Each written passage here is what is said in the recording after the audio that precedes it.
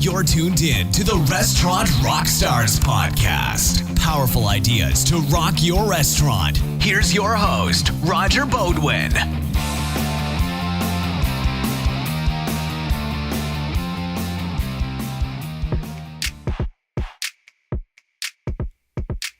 Welcome back to the Restaurant Rockstars podcast. You know, two absolute essentials in this business are providing true value and what I call Paramount Service to your customers, each and every customer, regardless of your concept or your price point. It should be an operating philosophy, part of your mission statement, and a point of pride for your entire team to treat each and every guest like they're your most important guest. Unfortunately, this approach is not the norm when I visit restaurants or businesses of any type where I live or where I travel. This past weekend, my daughter had a ski race in Jackson Hole, Wyoming. That's a 5-hour drive for us. We selected a hotel well in advance at the base of the slopes, partly for the convenience, but mostly because of the heated outdoor pool, which is a must for my kids. I enjoy this amenity as well. Now, Jackson, Wyoming is one of the world's great ski destinations, and as one would expect, it obviously attracts a sophisticated, well-traveled, and well-heeled clientele. But really, the local population of regular, hard-working folks, families, and ski bums are the backbone of the community. Now listen and learn as our experiences differed at a variety of businesses: resort hotel, hip modern motel, high-end restaurants, Chinese takeout, the local bagel shop, and a bowling alley. The lessons learned are the same. Regardless of the price of your menu or the service provided, hospitality is either present or noticeably absent. Your operation's reputation, your online reviews, and ultimate success are dependent on providing true value for price paid with paramount customer service.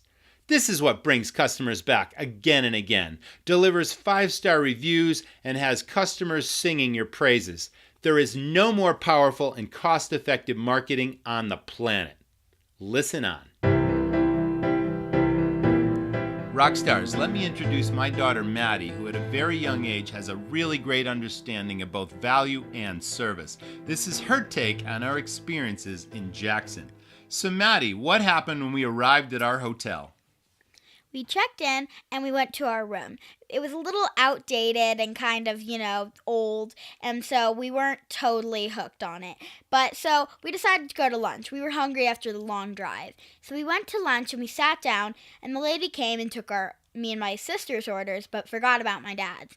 She walked away just like he was invisible, and then came back with a lame apology, just explaining that sorry about forgetting your order. So how was the food?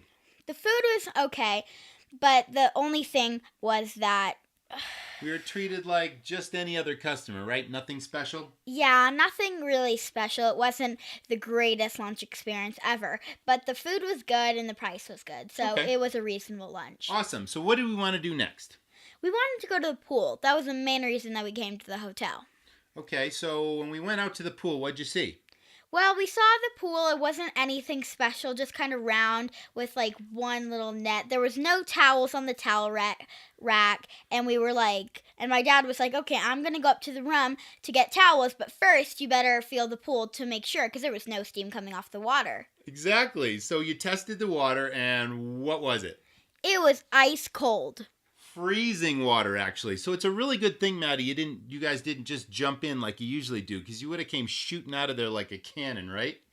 Yeah, that would have been true. And so we decided to go in and find out what the deal was. So we went to the front desk and asked a lady. She shrugged her shoulders, saying, I don't know, it's probably going to be done by tomorrow, but we're not really sure. They're working on it. So, oh no, there was no heated pool. I mean, again, you said that was the reason why we picked this hotel. We needed a pool. So then what did we do? So we decided we'll go to another place where my sister's team was staying, and we'll check it out. Okay, so it was a motel, not a hotel. But you actually called this place, right? You asked them a couple things. What did you ask them? First, of course, I asked them if they had a pool. That was a definite need. And they did. They said that it was really big and really warm. Then what'd you ask them? Then I asked them if they had a room for 2 nights, and they sounded really friendly and said, yes, come and check it out. Awesome. So we checked out of our hotel, went to this motel, and how did the place look from the outside? From the outside, it looked really cool. In the lobby, the guy was hip and really cool, and told us everything about the hotel info and where to park, and said if we needed anything to give him a call. And he would take care of it, yeah. Right? That's so good. I mean, that's what he said. He said, give me a call. I'll take care of any of your needs. Let me know if anything isn't to your expectations. I'm like, wow, that is so great. So what'd you think of the room, Maddie? The room was beautiful. It had a buffalo mural behind the beds and a cool chalkboard word search that explained words of Jackson Hole. That was fun, right? The first thing we did was we grabbed the chalk and we started finding the words. You know, everything about Grand Teton National Park and all the cool stuff that we'd see in Jackson. That was a really cool touch. How were the beds? The beds were really cool and contemporary, and you could just sink into them, and they were really comfy. Yeah, they were really comfortable beds. All right, let's move on, Dad. So we went to dinner that night. How was the service? So as you know, we went to 3 different places. The first place, we couldn't even get into the parking lot. It was so packed. So we just turned around and kept moving. So we went to 2 more places. And everywhere we went, they told us the wait is about an hour. But finally, we found a restaurant that would take us in 10 minutes or so. And they said they'd seat us at the pizza bar. Now, that was really cool because we used to have this wood-fired pizzeria back in Maine, right? And we could sit there and watch the pizza makers. So that was great. And they only had one size 12-inch pizzas, just like we did. But the big difference was they were twice as expensive. We used to charge, $13 to $15 for our specialty pizzas. But here the prices were double.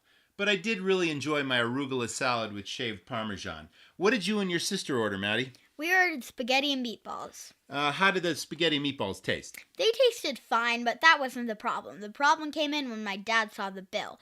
$40 for me and my sister's dinner with only spaghetti and meatballs? That was ridiculous. OMG, I was like blown off my stool, right? It was crazy. So obviously I needed to speak to the manager. Again, you said it, $20 portion of kids' spaghetti and meatballs. Nothing else, no fruit, no vegetable to accompany it, just the plate of spaghetti. So I just had to say that, I've eaten all over the world, but never, ever have I seen a kid's portion of spaghetti for $20. I know your food cost on that portion. I get this is Jackson Hole, but how can you justify charging this much for a kid's meal?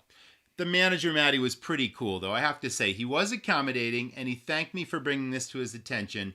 But was this really the first time a customer complained about the lack of value here? So to me, this was a real blatant negative against both the service and value of this restaurant. So next morning, where'd we go for breakfast? We went to a really cool bagel shop right next to our motel. That was convenient.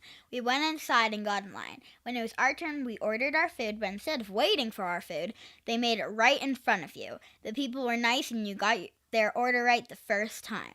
The food was simple but delicious and was a good price. The place got filled up quick, but everyone got great service and great food. Yeah, there's no wonder why there are lines out the door there. So we went back the next day and we just had to go back, but we went a little earlier to avoid the crowd.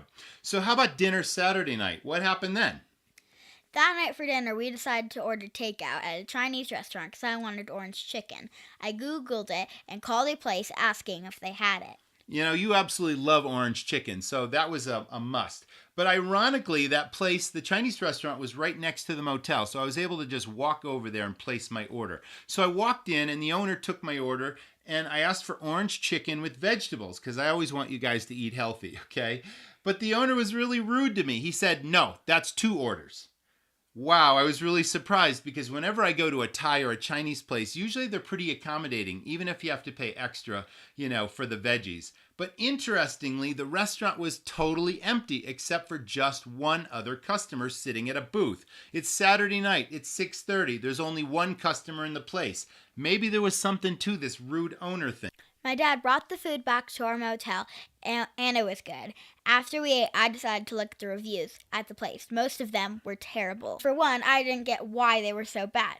But then, the next day, my dad told me about how rude the owner was, and I understood. Yeah, many of the complaints online talked about the owner not only being rude, but then tacking on this 16% automatic gratuity even though the service was bad in 90% of the cases. So this probably happens there based on my experience with the owner.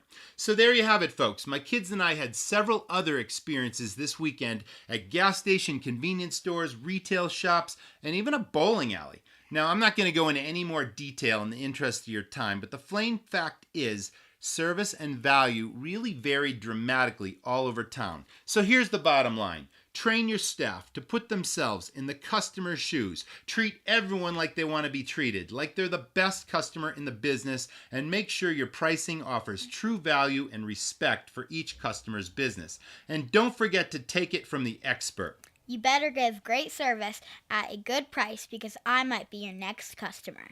Look out, guys. Maddie's coming. Thanks for listening to the Restaurant Rockstars podcast. For lots of great resources, head over to restaurantrockstars.com. And while you're there, download a copy of the book, Rock Your Restaurant. It's a game changer. See you next time.